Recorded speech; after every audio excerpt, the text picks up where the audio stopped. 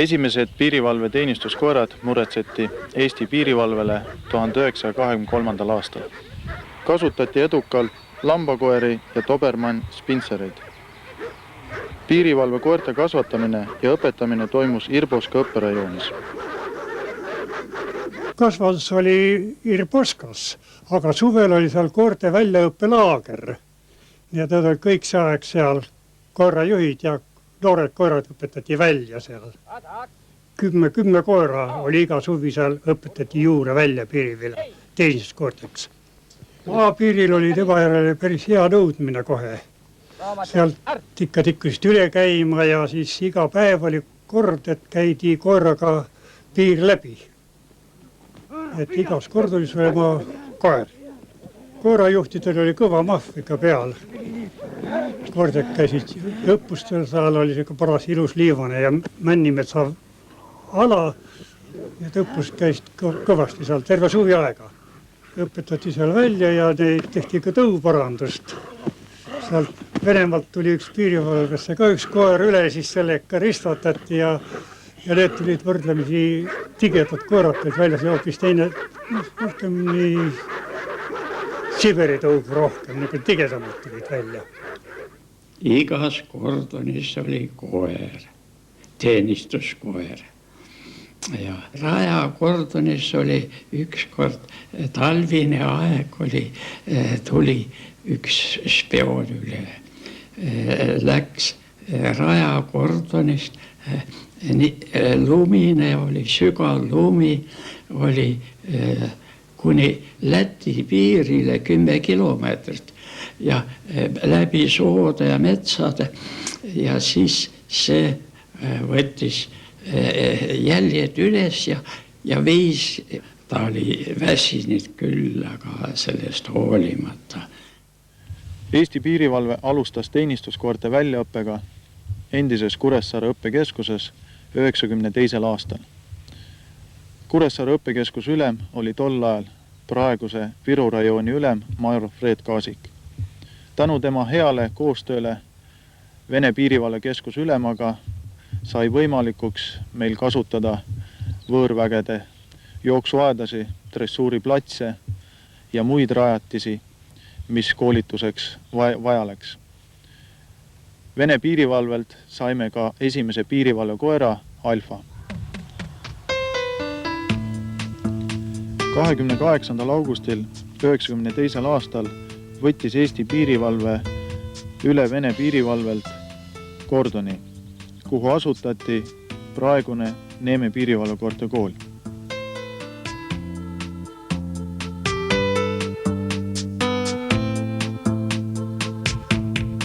Vanasti Eesti Vabariigi ajal oli siin sõjaväeosa, minu andmetel suurtükiväe polügoon. Seoses sellega on koolil oma maatükk kasutada nii dressuuriplatsiks, takistusrajaks ja õppepiiri väljaehitamiseks. Täna tegeleb kool piirivalve tegevuse toetamisega, nimelt koolitame saksa lambakoeri. Kuna arvame, et see tõug on ennast õigustanud Eesti tingimustes. Tänu Piirivalveameti poolsele abile on meil õnnestunud täiesti korralik ja igati kaasaegne piirivalvekoerte kool rajada. 28. novembril 1995. aastast on piirivalvel rahvusvaheliselt registreeritud kennel Tiirikoer. Nüüdsest saab iga sündinud kutsikas oma nime ette Tiirikoer. Kenneli territooriumil asub suurepärane koerte maja, kus valmistatakse koertele süüa ja maja teises pooles saame kasutada ruume koerte poegimiseks ja samas haigete koerte hooldamiseks.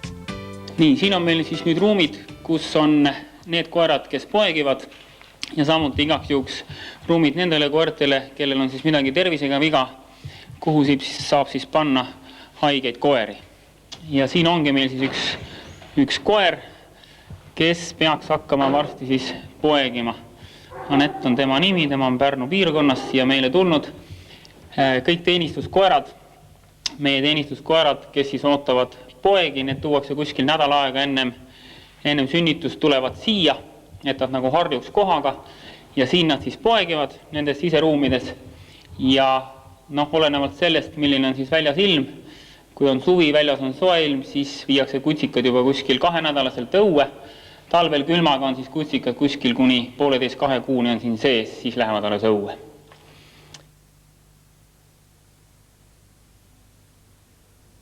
Siin on meil koerte köök, kus siis valmistatakse kõikidele siin elavatele teenistuskoertele söök. Ja söötmine on meil korraldatud niimoodi, et 5 korda nädalas me toidame koeri kuivtoiduga ja 2 korda nädalas siis keedame ise koertele putru.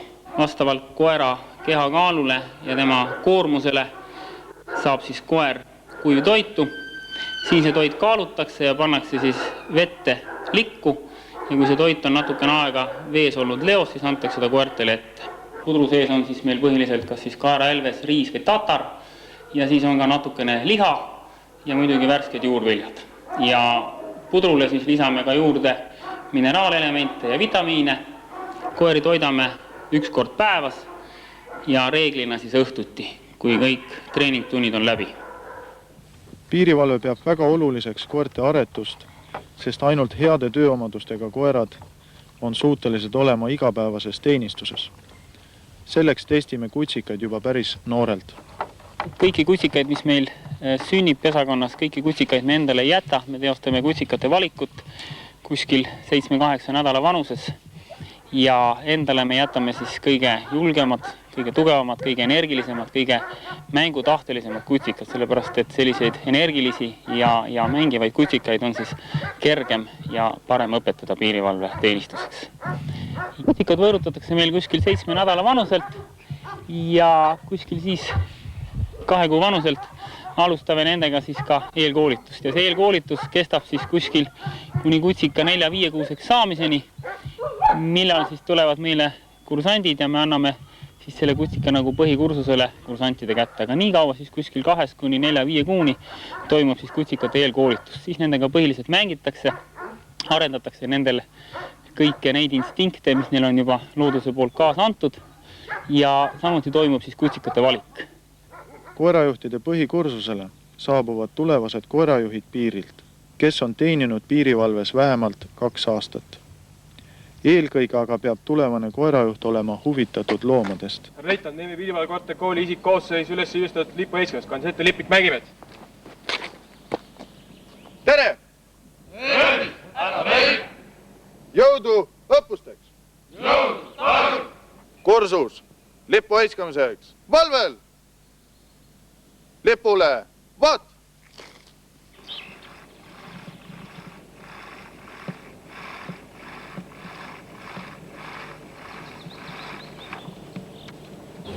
Põhikursus kestab 3 kuud, kus õpetame neile koerte dressuuri, Nii pööra minu poole. Väga hea. veterinaariat, anatoomiat, söötmist ja pidamist, piiriteenistust, laskeasjandust, topograafiat ning meditsiinilist ettevalmistust. Teoreetilistes õppetundides me käsitleme teenistuskoerte anatoomiat ja füsioloogiat, söötmist ja pidamist ning veterinaariat. Anatoomiat on tarvis osata ka selleks, et anda koerale õiget esmaabi ning hinnata ka koera tervislikku seisundit. Veterinaaria loengutes pöörame põhitähelepanu haiguste diagnoosimisele, et me saaksime aru, kui koeral on midagi viga ja mis tal viga on, ning samuti, et me oskaksime anda koerale õigeaegselt õiget esmaabi. Koerad on meil siis täieliku veterinaarse kontrolli all alates juba sündimisest ja mida me siis kõige rohkem nagu vaatame, tähendab teenistuskoertel on nõrk koht muidugi tagumised jalad ja puusaliiges eriti.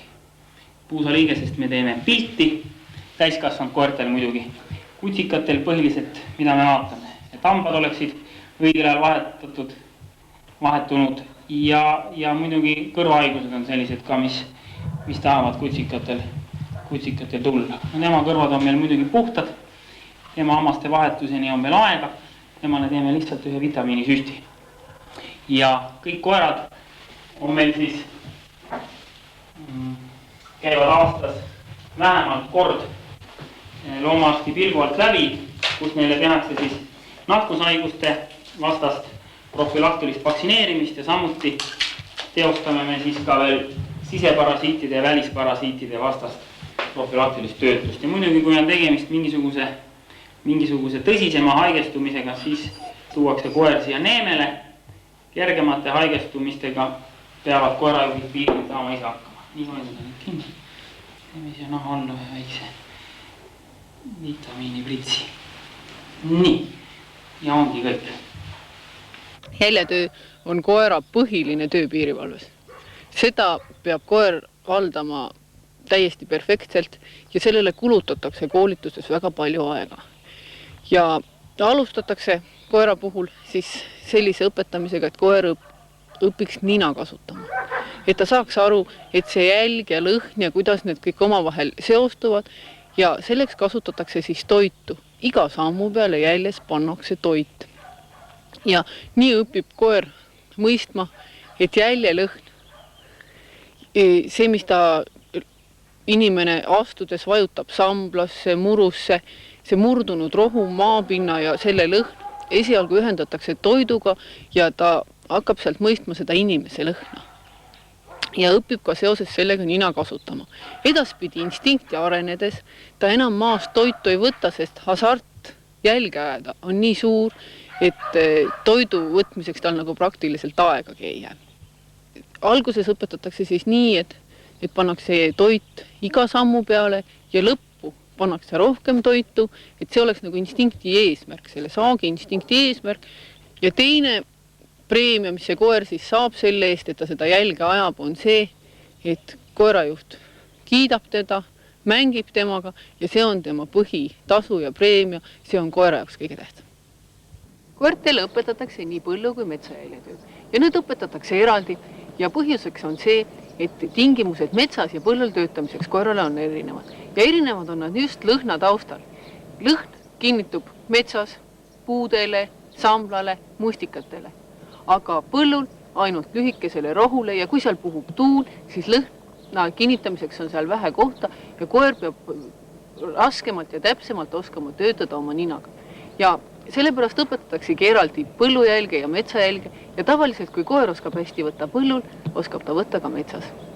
Nüüd oleme jõudnud õppepiirile, piirimärk 14 juurde ja tänases tunnis, nagu ma eelnevalt ütlesin, vaatame siis, kuidas toimub koeraga liikumine piiril piirkonna koosseisus ja nimelt proovime piirisihi kontrollimist, mismoodi toimkond liigub. Teised liiguvad naaberriigi piiri peal ja vaatavad seda tegevust, õpivad, jälgivad, mis vigu nad teevad. Mina piirkonna vanem liigun sinust 30 meetrit tagapool ning jälgin sisemaad ja seljatagust ning õhku ja teen märkusi ja fikseerin kellaaja. Sina toimkonna liige Viisnab liigutu minust 30 meetrit ees, jälgid piirisihti ja naabermaad ning jälje avastamise korral või mingite esemete asjastamise korral laskud ühele põlvele. Alustame patrulli kell 14.00.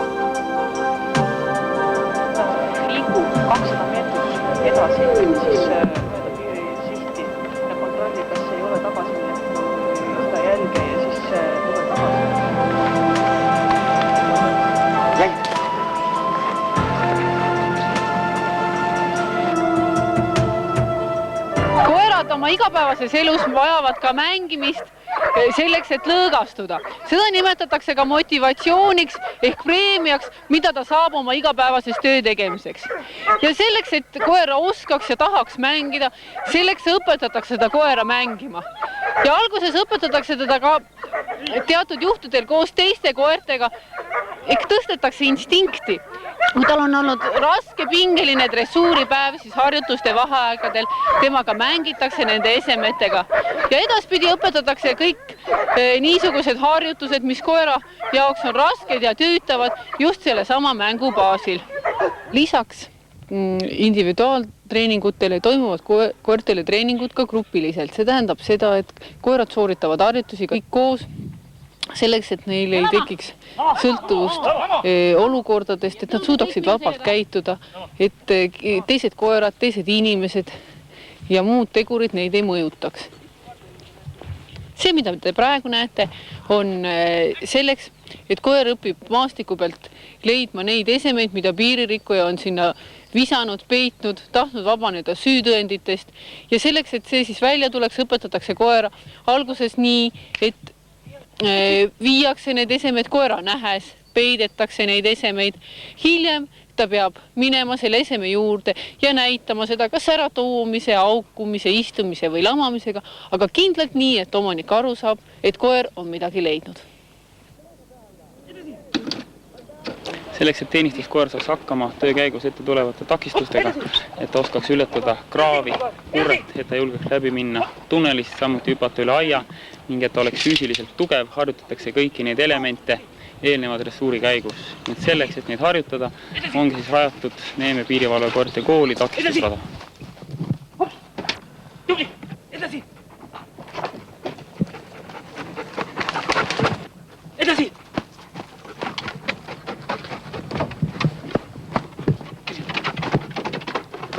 Kõrval, edasi!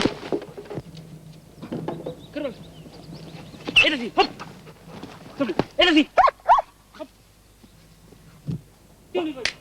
Selleks, et säilitada koerajuhtide laskevõimet, on meil õppeprogrammis ette nähtud selline õppeaine nagu laskeasjandus. Laskeasjanduse tundide käigus õpetame me praktilist laskmist koerajuhtidele, kelle põhiliseks teenistusrelvaks on teenistuspüstol Makarov. Lisaks teenistuspüstol Makarovile lastakse meie automaadist AK-74, mis tähendab Kalašnikovi automaati.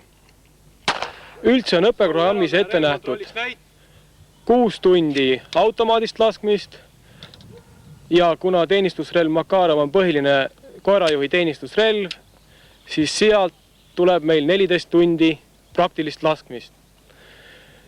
Lisaks sellele, kui on toimunud praktilised laskmised, on õhtutil koerajuhtidel ette nähtud vaba aeg ja praktilise iseseisva õppimise aeg, mille käigus ka koerajuhid harjutavad praktilist laskmist.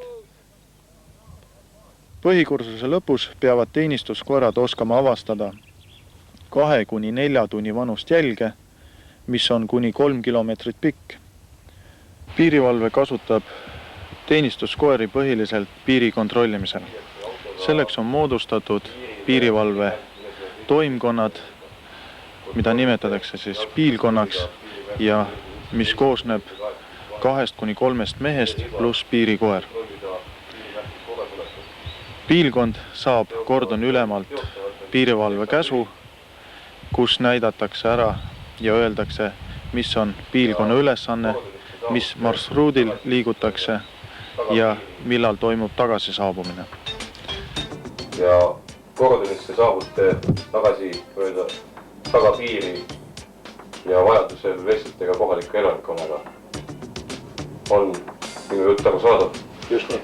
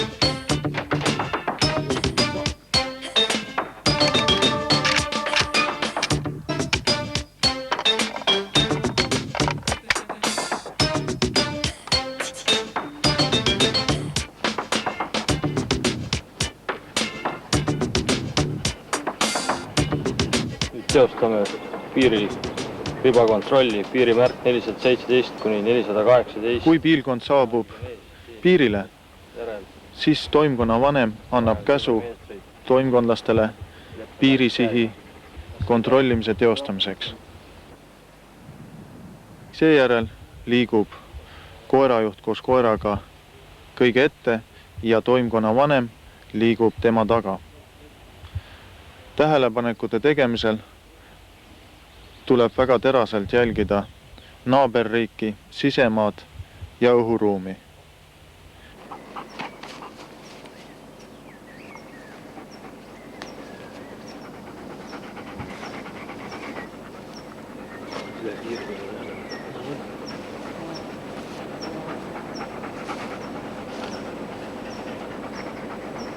Piilkonna tagasi saabudes pannakse kõigepealt ära koer oma jooksuaeda ning seejärel kantakse ette kordon ülemale või tema asetäitjale juhtumitest piiril kontrolli tulemusel ja esitatakse piilkonna ettekanne.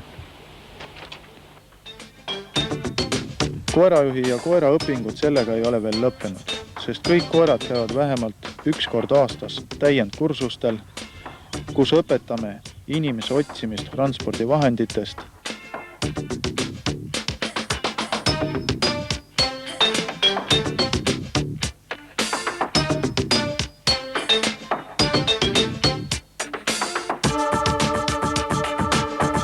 kaitsekoolitust,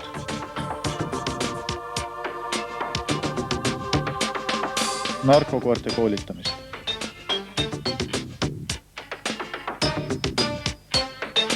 Narkokoerte koolitamisel on Eesti piirivalvele abiks tulnud naabrid Soome piirivalvekoolist eesotsas kapten Hannu Paukuga ja vanem piirivalvur Johan Igavalkuga. Soome piirivalve abistab koerte koolitamisel 1993. aastast.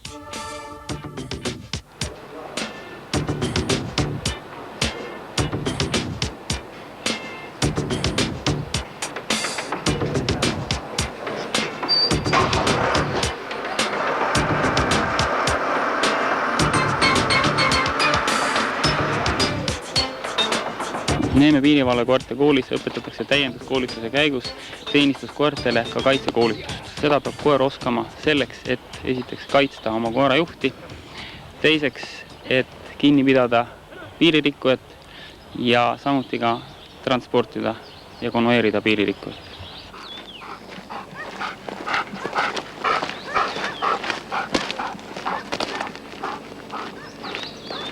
Ühe õppepäeva lõpus on koolis võimalus tegeleda spordiga ja nautida saunamõnusid.